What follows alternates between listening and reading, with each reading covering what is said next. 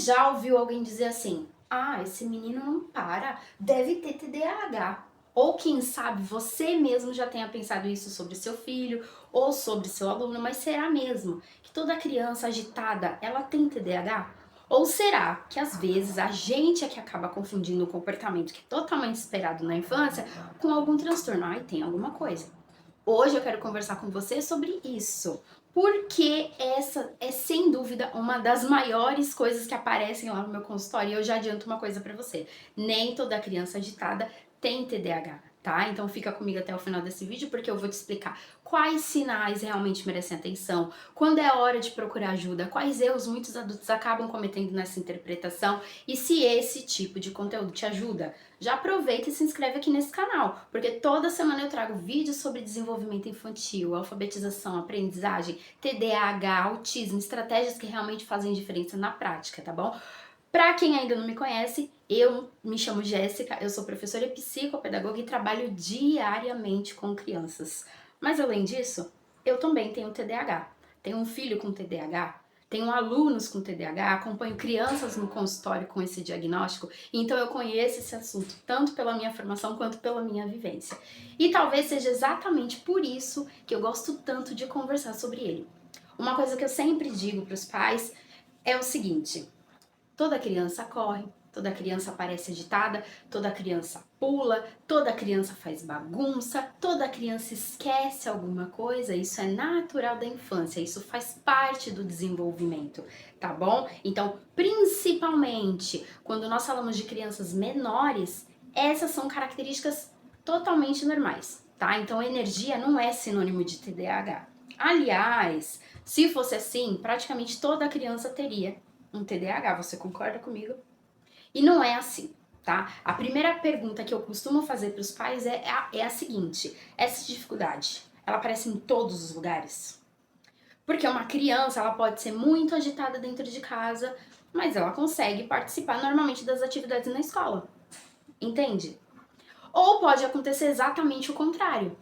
Ela pode parecer tranquila em casa, mas no colégio ela apresenta muita dificuldade na sala de aula. Por isso nós nunca olhamos apenas um comportamento isolado. Você não observa uma criança em um ambiente e diz que ela pode ter alguma coisa, ela precisa ser olhada em todos, tá? Nós olhamos um conjunto. E outra coisa importante, o TDAH não significa apenas hiperatividade. Na verdade, existem crianças que praticamente não são agitadas, mas vivem distraídas, esquecem tudo, perdem materiais com frequência, começam uma atividade e não conseguem terminar. Então, às vezes ela parece também que está ouvindo, mas quando você pergunta o que foi que você disse, ela não consegue responder. Então, percebe que são várias características. E aqui eu queria fazer uma observação muito importante, tá? Hoje em dia existe muita informação na internet. Isso é ótimo, mas também existe muita desinformação. Então, cuidado para não assistir um vídeo qualquer e sair pensando: pronto, meu filho tem TDAH, você mesmo dá o diagnóstico para ele. Cuidado, tá? Nenhum vídeo consegue fazer um diagnóstico, nenhum vídeo consegue trazer um diagnóstico, tá? Nem este. O objetivo aqui é ajudar você a observar alguns sinais e entender quando vale a pena procurar uma avaliação profissional, tá? E eu gosto de dar um exemplo bem simples, bem simples. Imaginei, uma criança que consegue brincar durante uma hora inteira montando um Lego, mas ela não consegue ficar 5 minutos fazendo uma atividade na escola. Aí muita gente pensa assim: ah, então ela não tem dificuldade de atenção. Mas isso não é verdade. O cérebro de quem tem TDAH costuma manter muito mais facilmente a atenção quando existe interesse, novidade, recompensa. Por isso, nós precisamos olhar o contexto, tá? Outra situação muito comum. Às vezes os pais dizem assim: ela só presta atenção naquilo que ela gosta. E isso acontece com bastante frequência. Mas a atenção não é uma chave que liga e desliga. Ela depende de vários fatores do ambiente, tá bom? Vários fatores. Quais fatores? Da motivação, do nível de dificuldade daquela tarefa, o que você tá colocando para ela ali é muito difícil, tá no nível dela. Também tem a ver com organização, tem a ver com rotina. Então não existe um único comportamento que confirme ou descarte um diagnóstico, tá? E eu queria falar uma coisa, principalmente para os pais, tá? Receber um diagnóstico não significa que seu filho tem menos capacidade. Muito pelo contrário.